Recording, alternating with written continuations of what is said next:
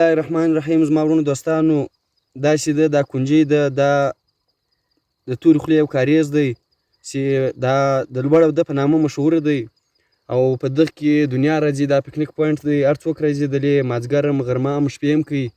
نو دا مې نیول دی، زه اوس یې مې نیول چې وسولم. په دا مې نیول کې دا کنجي پرته وله.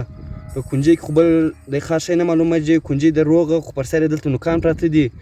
اوس به موږ دا کنجي ماته کړو، دا دنیا به راسره وویني، دا خلک به وویني چې دی به دا کنجي کې چښتي او بیا به له هغه باندې بله خبر پرې کوو. دا ډبر زیو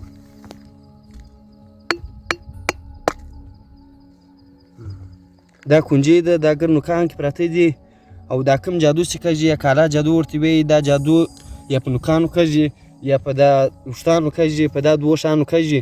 نو دا کنجي نن په مې نیول کې پرته ده. دا مې نیول اوبه چې دي دا باغول هم دي، کاریزول هم دي او دا کلي هم دي.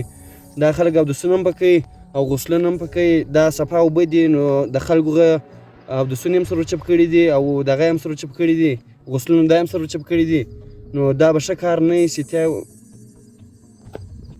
دا چې دی دا خلک اودسونه هم پرکوي او خلک یې چې هم او دا اثرات چې دي دا د خلکو پر باغو هم لوږي، پر دغه هم لوږي. اوس دا د کوم چا چې د یو چا سره بد یا دغه هغه نو باید دا د چې واده ته کښېږي یا له ځان سره دا خو د دواړو جان د چپغه ده. دا د لګر کلي سره بد کوي او دا کوم څوک چې راځي یا اوبه چې یا پکنیک راځي یا څوک اودسونه منځونه پکوي، دا ګر له هغه سره بد روان دي. نو دا به ښه کار نه شي په کاریزو کېږي یا په دغه کېږي.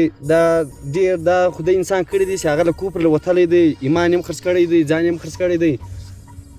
زموږ په خوا چې د اوبو دغه حال دی، یا اوبه نه یا باغونه نه یا شیان راځه وچېږي، هغه دغه حال دی چې دغه نوکان او دا کنجیانې او دا شیان کې پراته دي. د هغو دا مسله ده، دا حال دی. بس وسلام.